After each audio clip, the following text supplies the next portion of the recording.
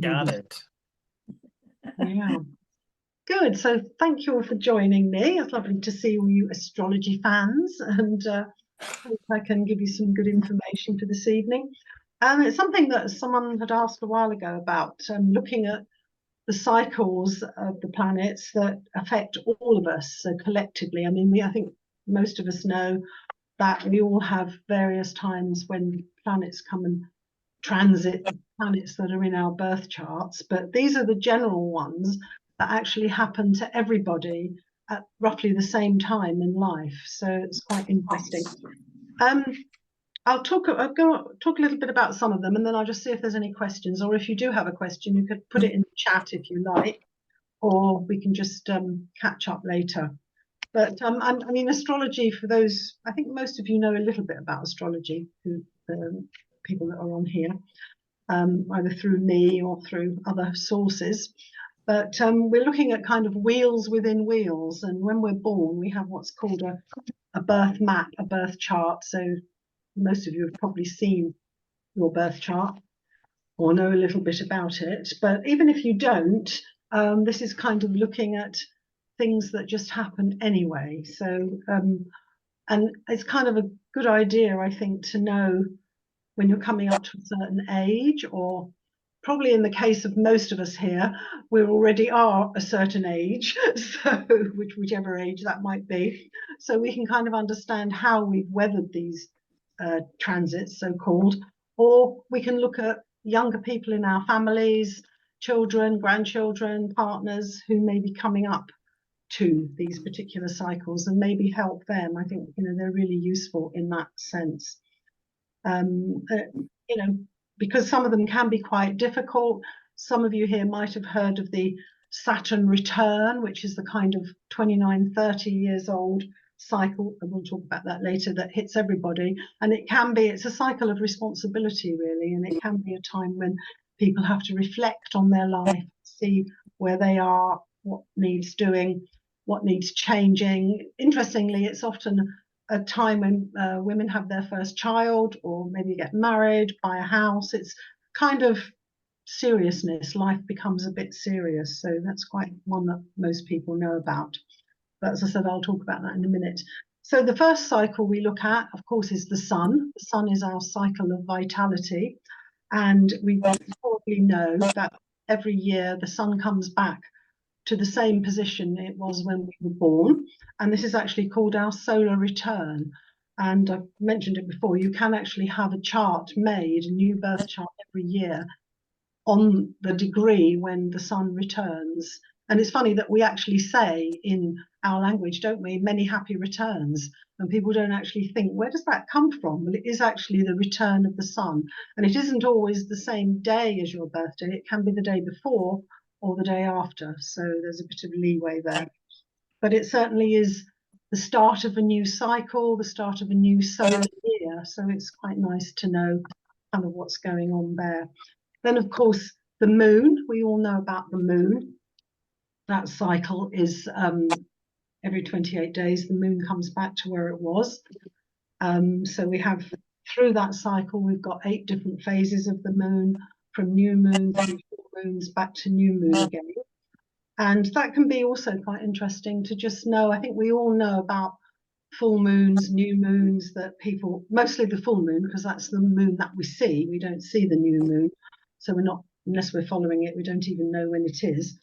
But full moons, most people feel, well, we say, don't we, that on the full moon that the wolves howl and people start to feel a bit crazy. And it has actually been shown that in prisons and in hospitals, there is some kind of activity that people have recognized with the moons. And it makes sense, because we are made up of a lot of water, and of course the moon is responsible for the tides. So when the moon is actually in your own star sign, your sun sign, it's a good time to kind of reflect and meditate, maybe, so that you can be in alignment with your spiritual sense. So the moon is in Libra at the moment. So I'm Libran, so it was quite a good day today to do a kind of a meditation, just to line everything up. And you can always find out where the moon is just by following a moon calendar or I'm just gonna to know where they are. I think it's on various websites. It's on my website to know what phase of the moon we're at, and how you can actually use that energy. Actually, I'm going to put you on mute as well because there's interference there. I've done it now. Okay. So then, of course, we've got eclipses. They're quite powerful as well. So we know roughly we have 4 eclipses every year, 2 solar and 3, maybe 3 lunar eclipses. And that, again, is quite a good idea to know when they are. They're extremely powerful. So the solar eclipses are on the new moons, and they're like about new beginnings, new starts.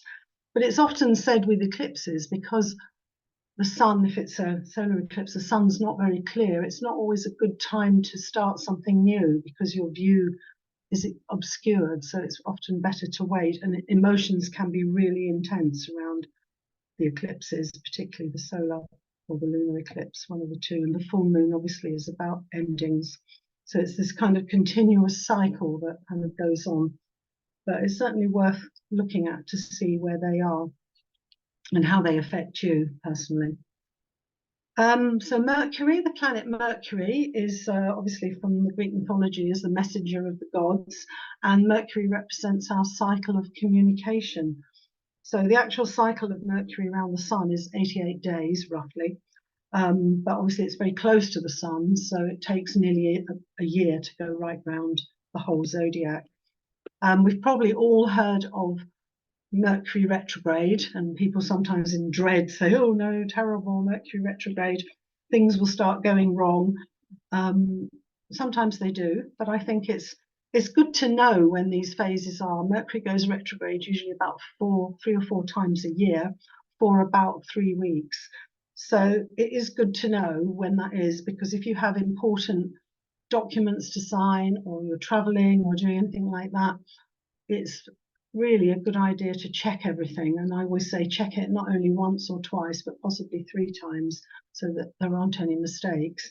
And the mistakes usually occur, it's not because Mercury's made you do anything, but it's because maybe we haven't really checked our own things properly.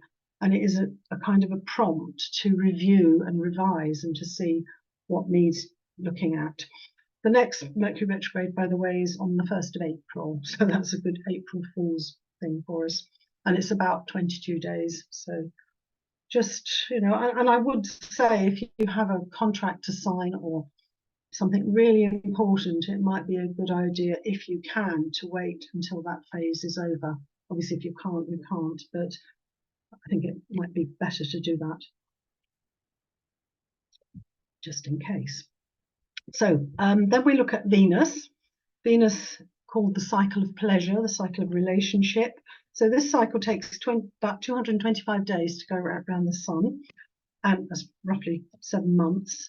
And then on our Venus return, in your own sign, if you know where that is, it's kind of a nice new cycle of pleasure and love and maybe creativity. So it's worth kind of looking where that is. So obviously Venus is close to the sun, and it can either be with the sun or two zodiac signs before or 2 after. And with Mercury, it's just 1 sign, so they're always close together in that respect. Okay, so then we look at Mars. So we're beginning to go a bit outside of here now. So Mars isn't tied into the sun, and it takes about 2 years to go right round the zodiac.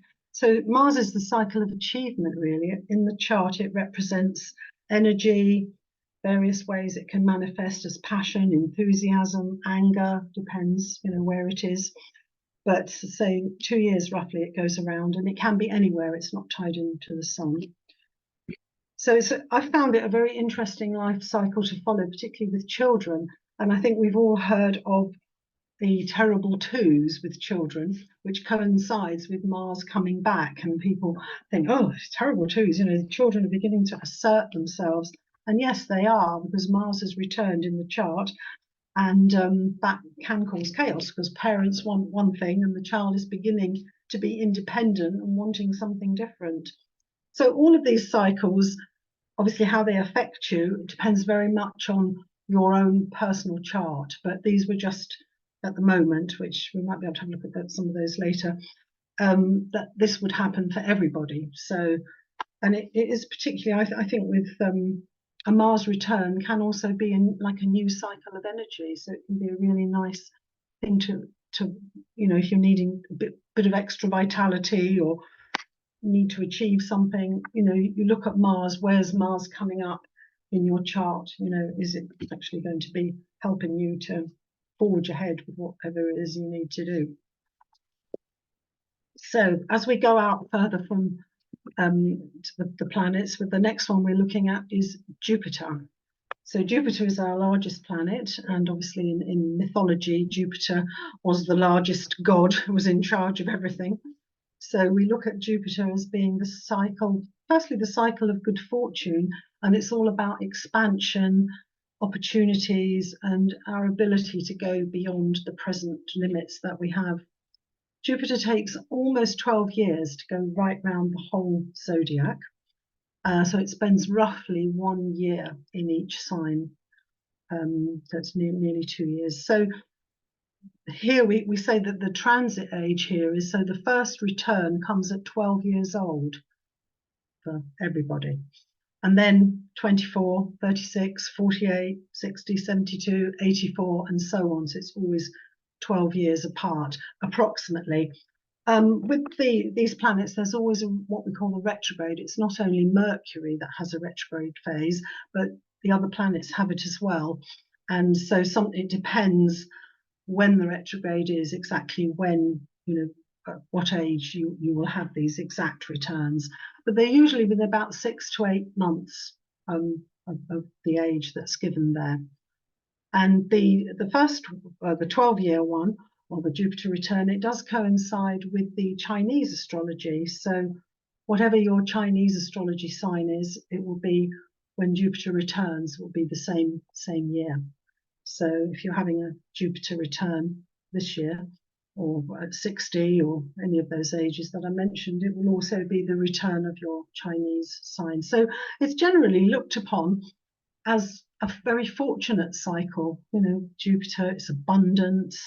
And during that cycle, we've got kind of the multiples of the 12. So after the return, every 3 years, there is another stage of that cycle.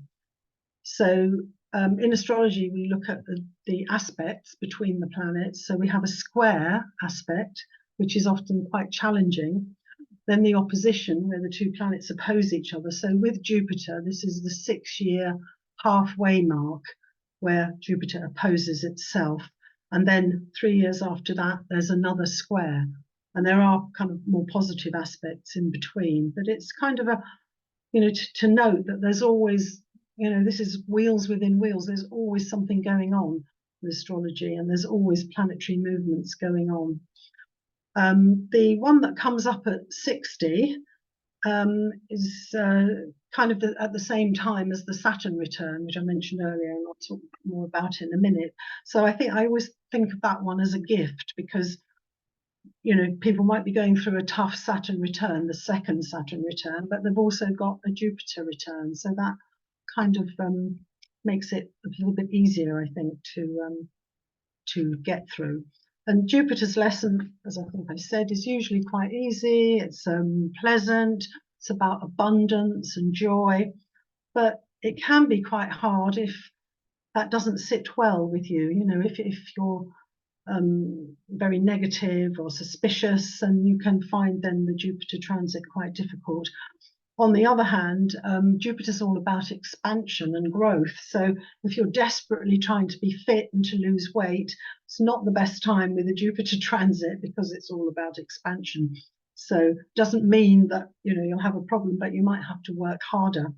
And people who have maybe a big ego or a very arrogant, Jupiter will only expand. We say whatever is there, Jupiter will expand whatever it touches. So that's something that we have to look at there. But I think if you're in balance and you're giving and receiving without any pride or expectations, then Jupiter will be a very good transit for you to have. And so we get quite a few of them.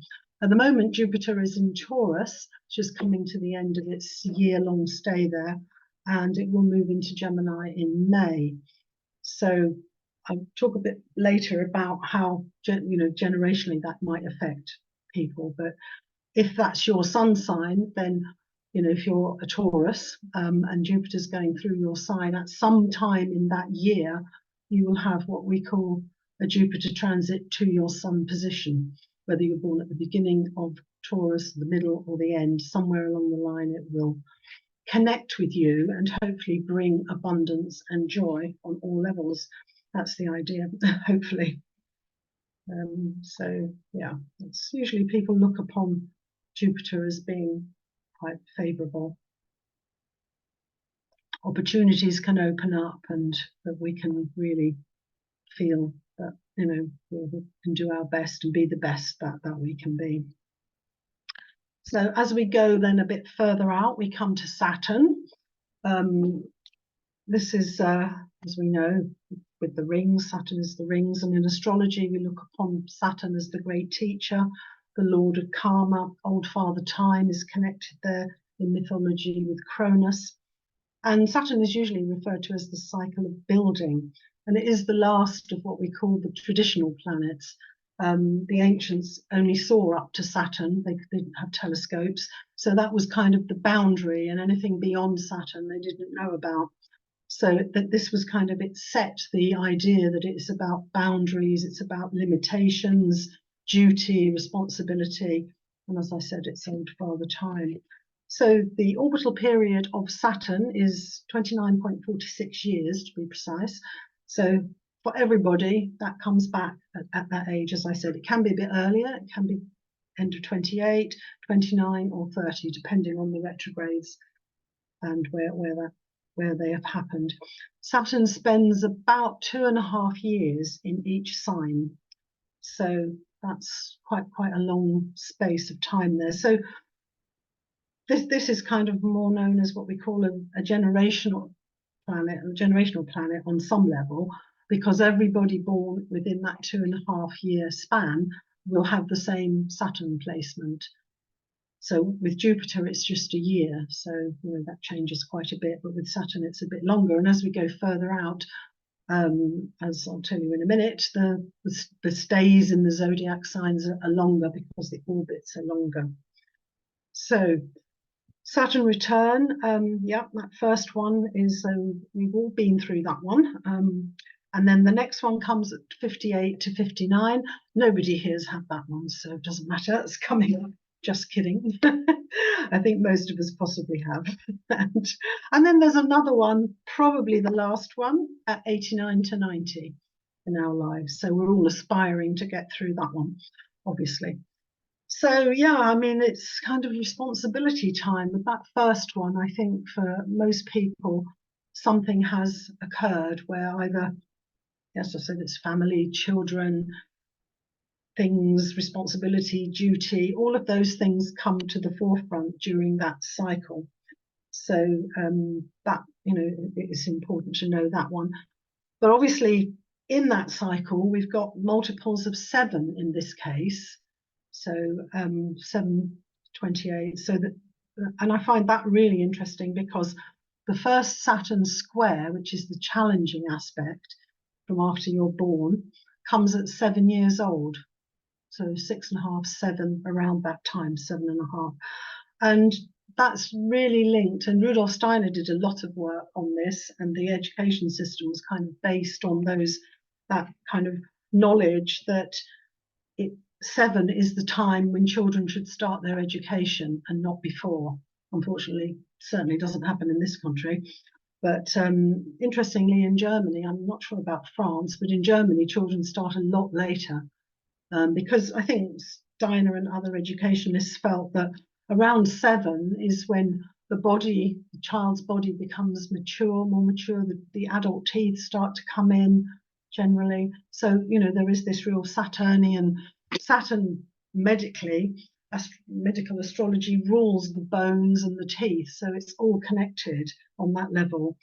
And certainly, it's felt that children are children up until 7, and then they can start their education. But as I said, unfortunately, that isn't the case in this country. We start sticking them in school at 4.5, which, anyway, but there we are. So Saturn really is about introspection and looking at things on a much deeper level, which also for a child around 7 is probably a good age.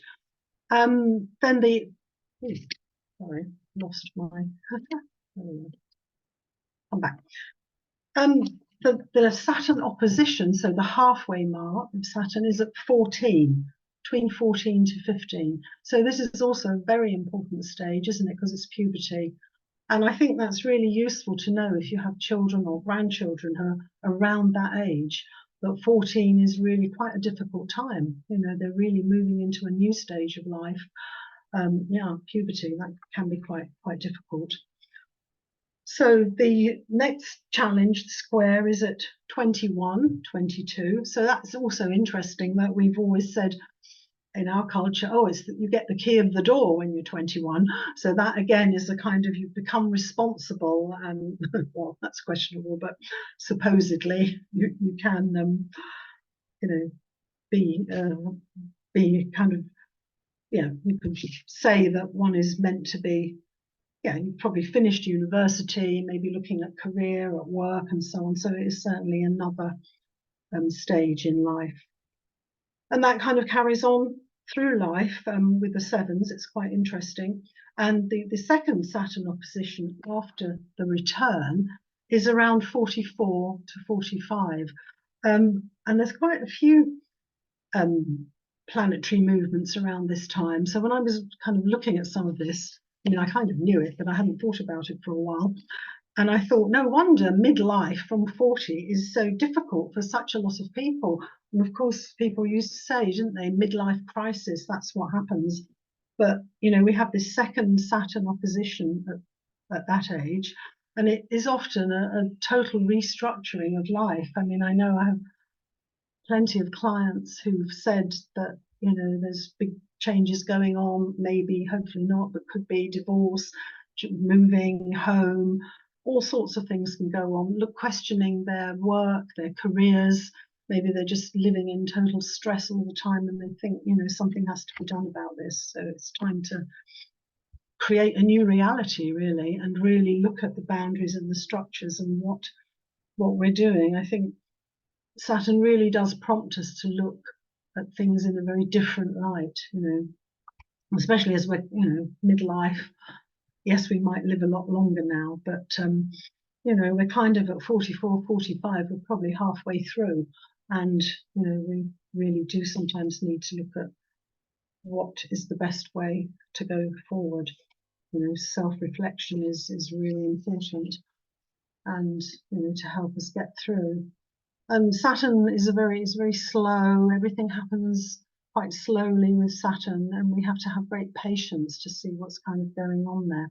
But we certainly would be challenged in some way, and, you know, circumstances can absolutely force us to look at things in a new light, whether we want to or not. You know, but it's about the Lord of Karma and our destiny. So maybe sometimes, you know, we have to, although it might be quite painful at the time, we do have to look at things and complete restructure of life, you know, of what, and as we've probably been through, well, we've all had those transits, to look back and see what actually happened when it was our turn and what major changes took place. I mean, yeah, people sometimes say, oh, nothing happened, but I very much doubt if absolutely nothing happened, because something, obviously, the more we live being true to ourselves, maybe there isn't a lot of restructuring to do. But I think most of us have been, you know, kind of have gone the ways that maybe parents or society wanted us to go, and maybe this is a time then of questioning that isn't, you know, really what we wanted to do, and we want to build a different life or a stronger life. And of course, that will give you a clue wherever in your chart Saturn is passing through, you know, where your own Saturn is by birth, and which area of the chart is that going through relationships? Is it through home? Is it through career, children? You know, there are many, many different areas that could be happening.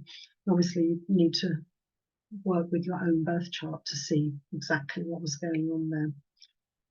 So after Saturn, we come to Chiron.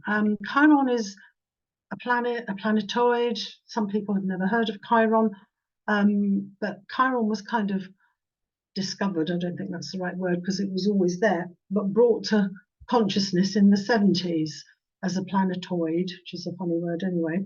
And it's kind of known as the Rainbow Bridge because it is between Saturn at one end and Uranus at the other. So it is kind of looked upon as the bridge from the practical to the more healing and esoteric world.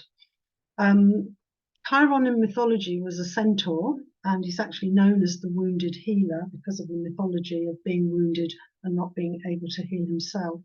So we look at wherever Chiron is in our chart as to where we maybe have a wound. Always sounds a bit strong, you know, but it's kind of a weakness. It's, oh, you could say it's your Achilles heel wherever Chiron is in your chart. So Chiron returns to its position at 50, around 50, 49, 50, 51 for everybody.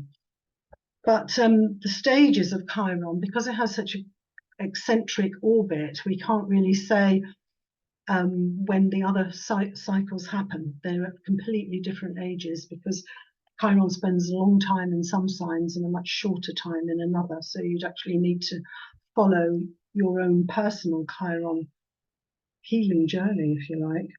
And it is quite interesting to look back at the different ages, especially if they've coincided with stages of the major planets that we've looked at, like Saturn or something, to see, you know, what actually was going on there. But in mythology, Chiron was the great teacher, and it was through pain and wounds or weaknesses that actually the greatest healing can come along, you know. So I think with Chiron, it's kind of really discovering who we are. And I found, particularly with women, I've worked with quite a few women of around that age, because for a lot of women, that is menopause age, maybe just before then, you know. So it is a huge stage in life. And you know, it was kind of looked upon before as, right, you're 50 now, that's it, you know, that's your lot kind of thing. But over the last decades, I found actually, hopefully for men as well, but for women, with the children maybe have left, gone off to university or working or whatever, and you're left with, you know, what now? So Chiron is really about discovering who, remembering who you actually are, and really working on that, and maybe finding a more spiritual side that you can connect with. It isn't always easy. It can be quite a painful journey, and having to look back maybe through childhood wounds or whatever else happened, emotional wounds, and it, you know, reminds us of maybe crisis from the past or what's coming up there. But whatever the changes that come up through that age, I think, for most people, I think after that age, it is a really important phase because it's a new beginning, really. And certainly, I've met loads of people who's, you know, instead of just thinking, oh, well, that's it now, they started new businesses, started new things, really felt this was the peak of their work. And it's very different now, I think. You know, we all say, don't we, life begins at 50. I think it's 60 now, life begins at 60, but it was 50. For some people, it really did, you know, complete new kind of thing.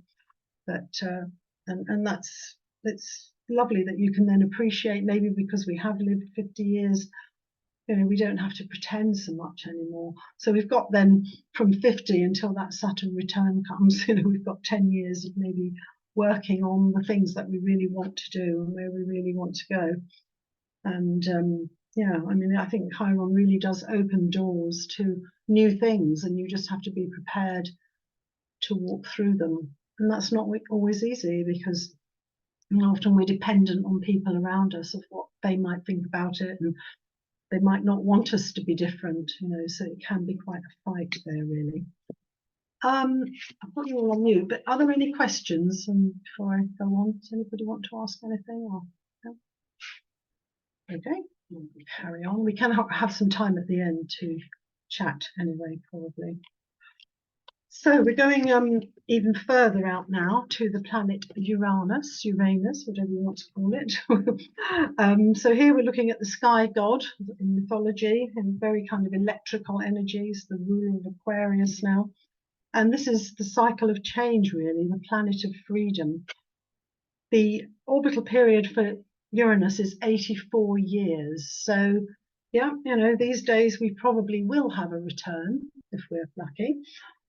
Many more people now have that than did before, obviously. And so that return at 84 is, it kind of still does mark the end of a stage in an already quite long life, really. So it is quite a turning point. But it's by no means the end of anything. I mean, for a lot of people, they might just start doing things by then and really have a new idea or do something. I mean, I don't think there's anybody at that age hearing the talk, but we might know people who are that old who don't seem to be old at all. I mean, I'm thinking about my own mother who, was nowhere near any kind of age at 84. She could have been 64, which is a wonderful kind of role model to have had, I think. So within that cycle, again, the most powerful part of it is that midlife point, which is between 38 and 45, which is the Uranus opposition, which we all get somewhere in that kind of time where the planet opposes its birth position. And that can kind of cause some quite tricky upheavals. So, if you're thinking maybe what was happening around that time, there could have been big changes going on.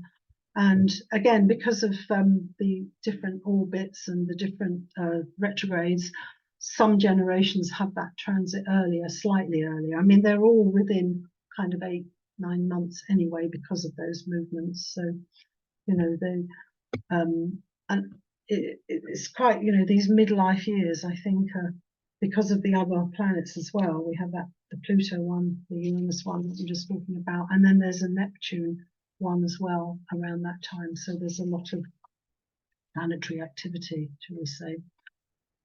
I think that midlife one is again the opportunity to really look at where are we? We think back, what did we dream about 20 years before? What have we actually achieved? And have we got to make any changes? That kind of ties in with some of the things I've mentioned already, that people maybe feel, oh, life's too short, I don't want this now. I want to go off, sell up, go around the world, do this, do that, buy a fast car, whatever, that just doesn't fit with the years that you've already had, and you just want to do something very, really different. So, people sometimes go back over the goals that they had and realize they haven't achieved them.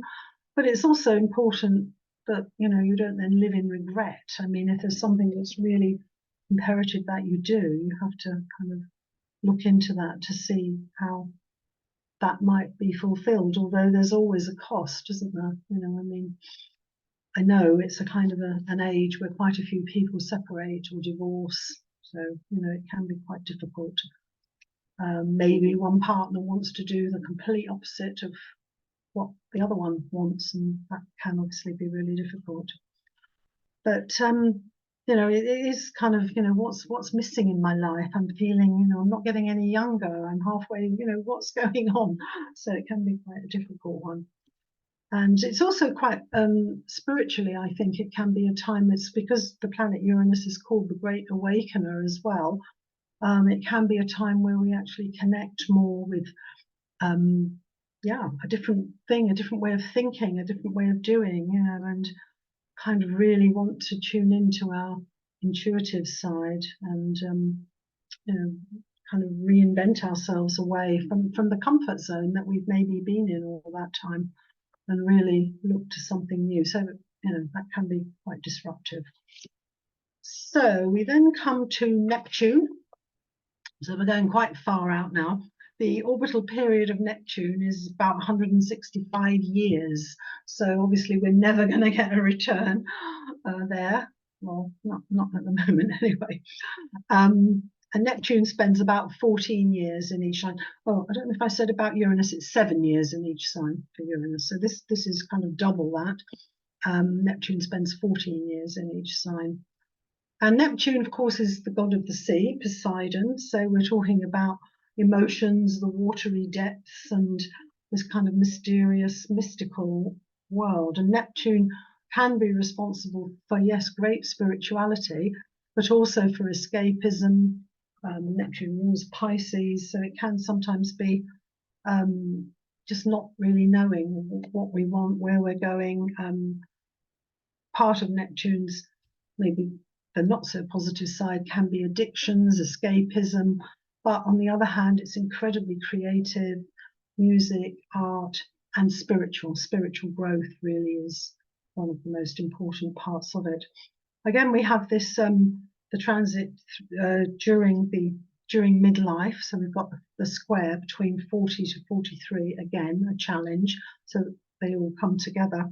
And that can go then either way. If people maybe take on a more spiritual life or want to do something completely different there. And then we don't get another transit until a big one until we're about 82. So that's quite far off as well. And there's one at the end of the 20s and there's one in the mid 50s as well. But I think they're kind of more gentle ones. So it's not really so kind of life-shattering as this one. And it's often to do with boundaries as well. We look at where we are with people. People can sometimes feel very lost during a Neptune transit. Again, this all depends where it is in your chart. But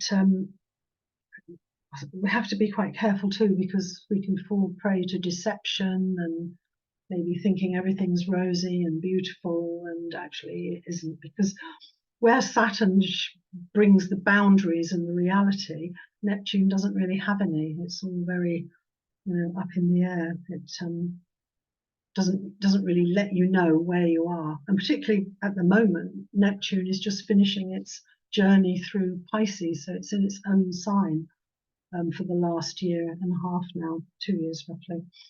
And I think because, one thing I think we've seen, maybe it's the connection to more holistic health practices, spiritual things through that. We've also had an awful lot of water and things about water with Neptune in Pisces. So we'll see what happens when it moves out of there. And we can. But I think, if you know that you've got a Neptune transit and you need to be very practical, and it's quite a battle sometimes to do that, because it might feel that everything you do just seems to dissolve, and maybe people around you, relationships can dissolve, and it can be quite tough. But on the other hand, if you're for spiritual work, as I said, or you're creative or art, it can be a wonderful time to use that energy there. So the last one that we use in astrology is Pluto. So although astronomers have demoted Pluto to a planetoid or something ridiculous, we don't. We look at Pluto as actually being very strong in astrology. And of course, Pluto is connected to Hades, god of the underworld. And it is about the natural law of life, death, and rebirth. So it's not a joke with Pluto. And I think, because it's so small and people say, some astrologers don't even count it, the whole orbital period is 247, nearly 248 years to go right around the zodiac. So that is a massive cycle, isn't it?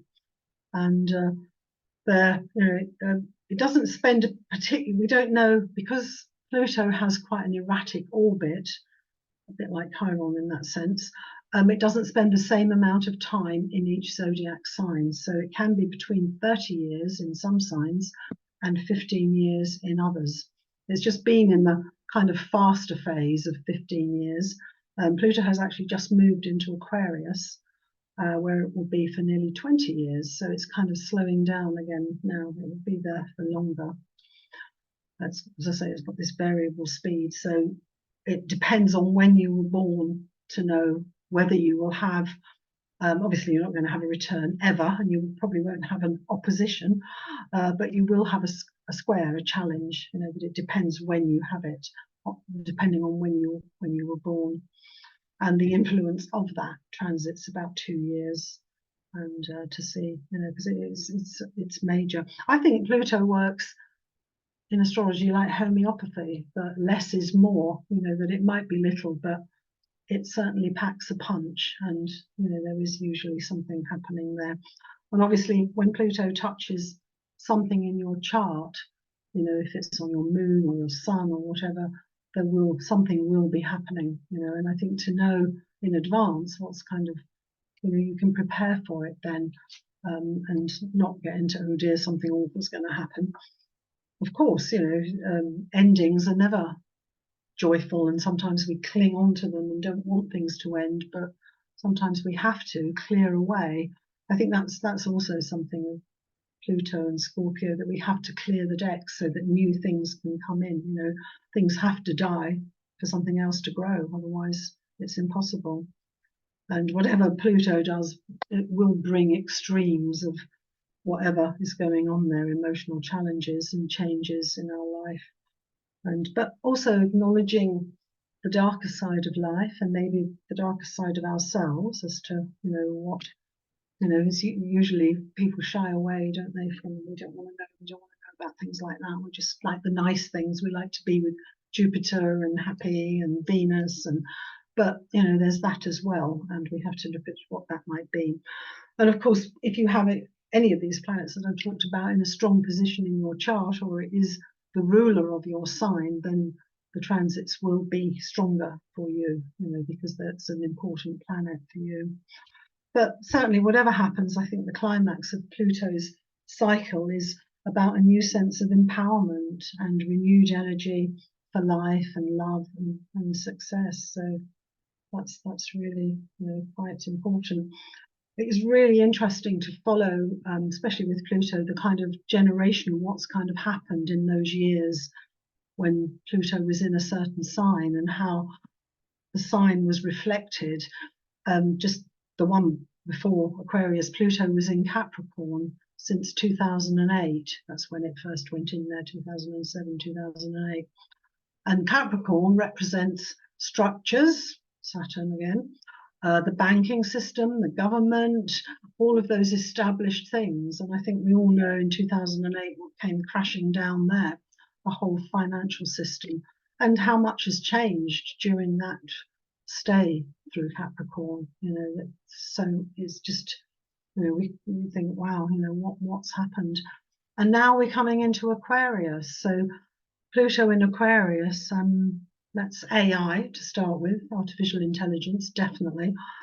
Interesting, isn't it, that Pluto just went into Aquarius.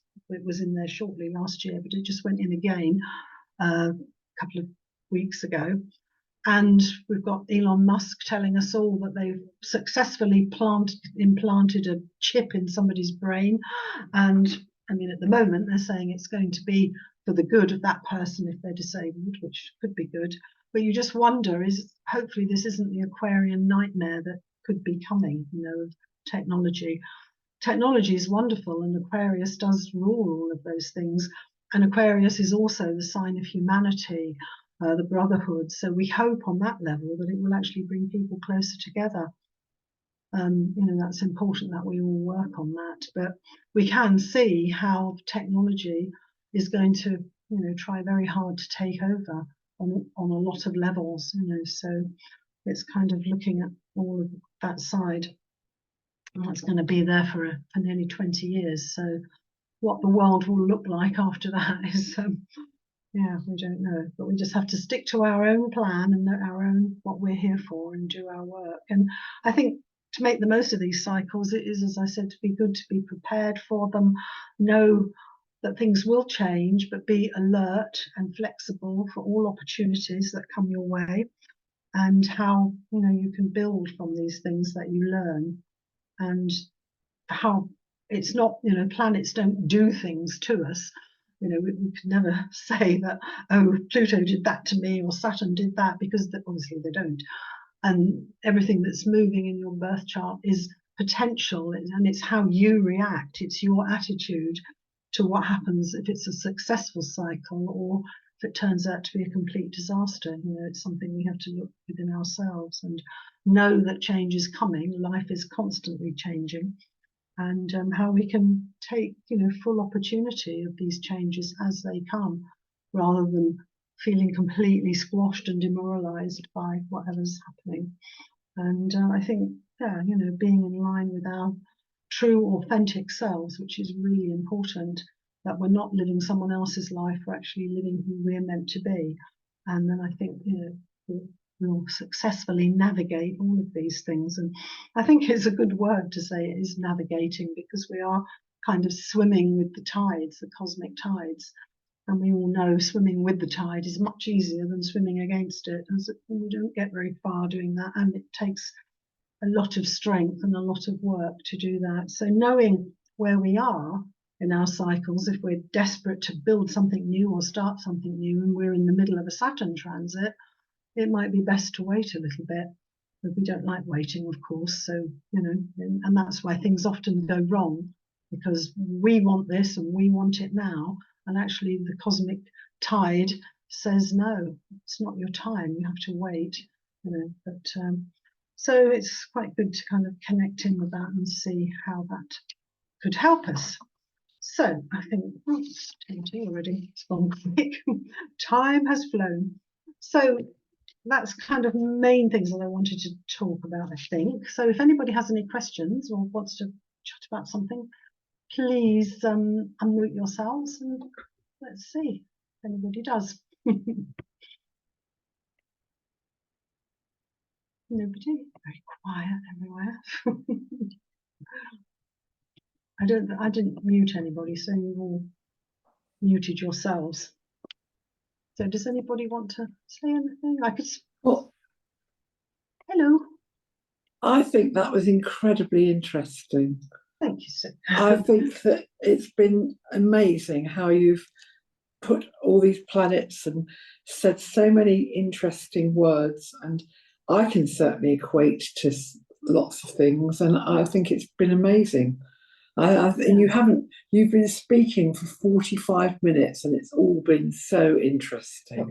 So thank you. Thank you very much. Yeah, fine. I think that's, Christine, why there aren't so many questions, because you covered it so well. and we enjoyed listening. I mean, astrology, you know, has fascinated me for many years. Yeah. I'm by no means looked at it in the depth that you have, but I do use it a lot in my life. Yeah. And I find it very helpful in meeting people and generalizing sometimes the relationships and the personalities, because it can be really helpful in communication and work and working with others if you understand some of their tendencies. So it's very useful. Definitely. I mean, I used astrology in business in my other life before I moved up here. I don't use it so much now, but when I was down south and in London, I did kind of team building astrology with quite a few companies, the open-minded people who wanted to have a look at something else. And yeah, we just worked with basics really of the elements, the fire, the air, the earth, and the water, and how those people come together or not, as the case may be. You know, and you've got fiery people maybe working with earthy, down-to-earth, practical people, and they're both getting on each other's nerves. One says you're not quick enough, the other says you're too quick, so you get all this. So it was really helpful, I think, to the bosses in these organizations to look at their team in a different way and see, why do I expect that person to do that when that isn't them? You know, so it's really fascinating. And the great thing about it, of course, is that you can make an allowance when you understand something of some nature. Absolutely. And also you can actually put them in a position where they're going to be better at that type of activity. Yes, and concentrate on their strengths, not their weaknesses, and keep telling them, why aren't you doing that? You know, when actually they're probably doing something else even better, you know, so that's important. Oh. Yeah. Asha, did you want to say something? Yeah, I just wondered how, if AI is going to be taking certain things over, that's not going to be linked to astrology in any way, is it? So it makes me wonder just how efficient it can be. Well, yeah, who knows? It's all a different world. We're going into a new era. We've got no idea, have we? I feel like we're going away from what we should be doing by having AI there, but that's just me. Yeah, I mean, in some cases it will be. Yeah. It is a massive thing. We are at, the threshold of a complete new age. I think the more worrying thing is the more they use AI in medicine, which to me is completely going away from proper healing, really. Yeah, absolutely. Yeah, so we just have to try our best to not go that route, and let those who want to go that route get on with it. But just going back to Pluto, because this is a massive cycle, the last time Pluto was where it is now, or at the end of Capricorn, was in the middle of the American War of Independence and the French Revolution and the Industrial Revolution. So it's almost, so we could say America, the USA, with their chart, they have their Pluto return now, right now, the last couple of years. And that can go any way. I mean, it is feeling very aggressive everywhere, isn't it? There's so much war going on, and so we'll see what kind of happens there. I mean, that's another branch of astrology, looking at countries and where their planets are and what's going on. But that is a big one, I think, to look at what's going to happen this year and next in America. What happens in America unfortunately happens everywhere else. So it's interesting. Yeah, very. It was a very interesting talk, Christine. I was really enjoyed it. Yeah. I'm glad you enjoyed it. Does anybody else want to ask something? Well, it was more to say I loved really listening in and thinking about the squares and the oppositions of them traveling through your lifetime. Yeah. And really thinking, my granddaughter is evidently going through her first Saturn square. She's 7 and 5 months. Yeah, she will be. And she has, since the beginning of December, she's been really struggling, little soul, with what's going on in her life. And needing a lot of support, really.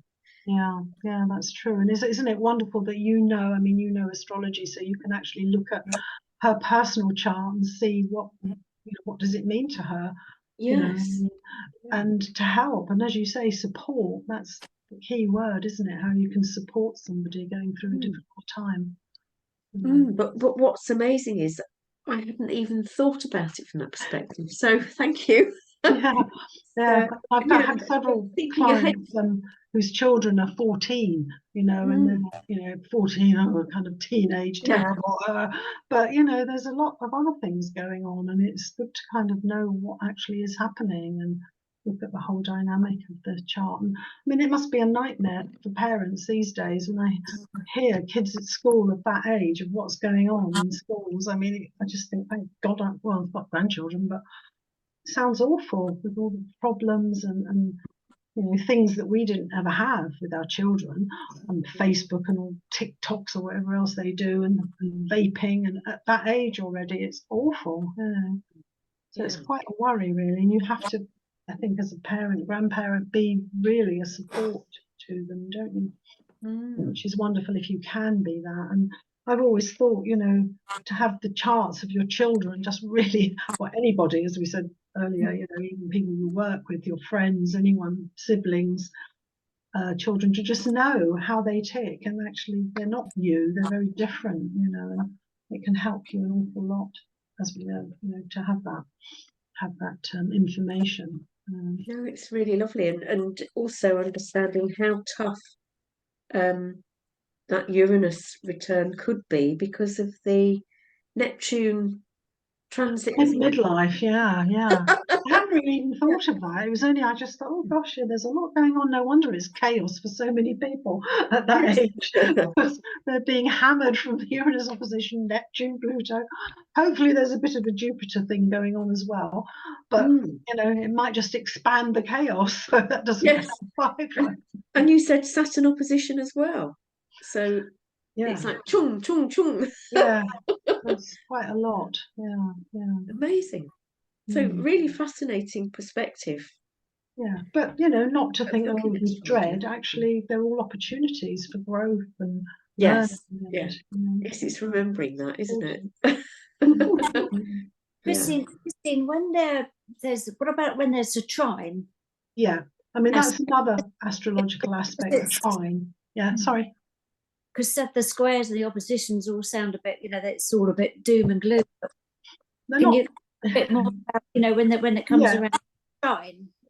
Yeah, I mean a trine aspect in astrology is kind of like a triangle. It's a 120-degree angle, and it's called a more gentle, softer aspect. So yeah, they're more gentle. That's probably why we don't worry about them too much. Though obviously, if you're looking at the whole chart, you'd want to know what of those aspects are around. But yeah, they do soften things a bit. I mean, the squares, the oppositions, they're not doom and gloom necessarily, although you might think they are. But they're challenges, that's for sure. They definitely are challenges. But obviously, if you've got say a Jupiter Mars trine or something going on, that would help to soften it a bit. But the thing with the trines, so-called in astrology, they don't have a lot of energy in them. They're often just very kind of floaty and nice. And sometimes we all need a kick up the bum to actually do something. So, you know, faffing around with trines all the time doesn't always help, because we just go, oh yeah, lovely, carry on, you know. But actually that comes in and you have to wake up. You have no choice, you know. So they're but that's, you know, the different aspects are all what make up and help us to live life to the full. And yeah, I mean that's the main thing, that we be authentic, that we connect with our authentic selves, and you know, really know who we are and what we're here for. It's important. Yeah. Christine, could you say a bit more about Chiron? Chiron, yes. Yeah, I mean, you said it's the rainbow bridge between Saturn and Uranus. Does it influence them, or? Well, it's kind of said that because Saturn was the last planet, the boundary, and then Uranus was the awakening of the spiritual world, the different world, and Chiron was kind of in the middle there. So Chiron is looked upon as this kind of helping us get to our awakening, if you like. But we have to go through sometimes the pain and the hurt and the wounds of Chiron. I mean, it sounds awful, you know, and I mean, there's a lot of astrologers always say this, oh, the wounded healer, the wounded healer. And people think, well, what does that mean? You know, but I mean, the myth of Chiron, it's worth a read. Do look it up. It is quite an interesting myth, because it is all about abandonment and, you know, very difficult things. That doesn't mean to say everybody's life is like that, but where Chiron is in your chart will give you an indication of, I think, as I said, the Achilles heel, where you might be weaker, where there might be difficulties in your life, and where you can work through those, and then the healing can take place either with yourself or then healing other people, helping other people. It sounds quite important to me, but you don't often hear, like obviously you hear about the main planets, but it's not really I mean, about. And it's, you said the age of 50, that's when it kind of, that's the return. Really everybody gets that at 50, 48 or somewhere in there, you know. And I said those other kind of parts of that cycle are worth looking at if you want to do a more in-depth study, because they tell a story. You know, this is all about the story of your life, you know, as you've gone through. And yes, so maybe the Chiron return is that wake up of kind of to remember who you are, actually, what you're doing here, and to get on with it, really. And it is because Chiron was a healer, a teacher, you know, that's how we can connect, by healing and teaching ourselves and other people. Interesting. But I mean, the Greek myths, if you read them, I love the Greek very myths. Peculiar stories, aren't they? Yeah. But there's something in all of them. You think, okay, right, you know, there is that connection with what's going on. But also Chiron's really, as I think I said, back in the 70s, Chiron came to consciousness and astrologers kind of all latched onto it. but it's a bit too early to really tell. I mean, some of these other planets we've been using for hundreds of years, so people have more of an idea. But I think we have got a good idea that it is connected to healing, natural healing, the body, nature, really important. You know, so that is the kind of story there, you know, that we could all follow. Important. Great. Yeah, thank you. All right. Good. Well, unless anybody else has any questions, it's been lovely and to see you all and to chat, and I'm all for passing on the knowledge. And I'm quite happy maybe in a couple of months or so to do another one on something else if anybody would like that. Yes, she says. Okay. Yeah, why not? I think it's important to reach as many people as possible to help, you know, people understand, and it's such a wonderful tool. I don't know how anyone could live without it, to be honest. You know, it's so useful for your family and everything, you know, and finding out about yourself. You know, it's not really about, oh, what's going to happen to me? You know, am I going to win the lottery or meet somebody or blah, blah. It's about who am I really, you know, and am I being authentic? That's the real story. You know. When you looked at my transits at the end of last year, when I booked in, it was lovely to hear that although there's a lot of Mars energy in my chart this year, to think of it not as aggressive or challenging in that sense, but to use the energy of where the transits fall. And it's good to be reminded of that, because I know when I look in my chart, it's very blue, it's very triny. And at the time when I first started learning about astrology 30 years ago, I thought, oh, aren't I lucky? You know, I'm very fortunate. But sometimes it just feels like I'm damn lazy. Well, I said there's not a lot of action. Like pick up the buck. And Mars likes action, you know, so squares to Mars are quite, Mars is happy, he doesn't like doing nothing, you know. But of course, if Mars is in a sign where he's not so happy, say in Pisces or Cancer, it's hard. I mean, I think yours is in Leo, if I may say. So that's, you know, get roaring out there, the lion, courage, and, you know, yeah, it's and it all depends where your own stuff is, you know, how you react to all of these things. Yeah. It was really useful. Thank you. Good. Right. So we'll say good evening and lovely to see you all, and maybe hopefully see you again soon. Okay? Yeah, thank you. Thank you very much. All right. Brilliant. Thank you for coming. Thanks. Bye-bye. Bye-bye, everybody. Bye. Bye. Bye, everyone. Bye. Bye. Bye. Bye. Bye-bye.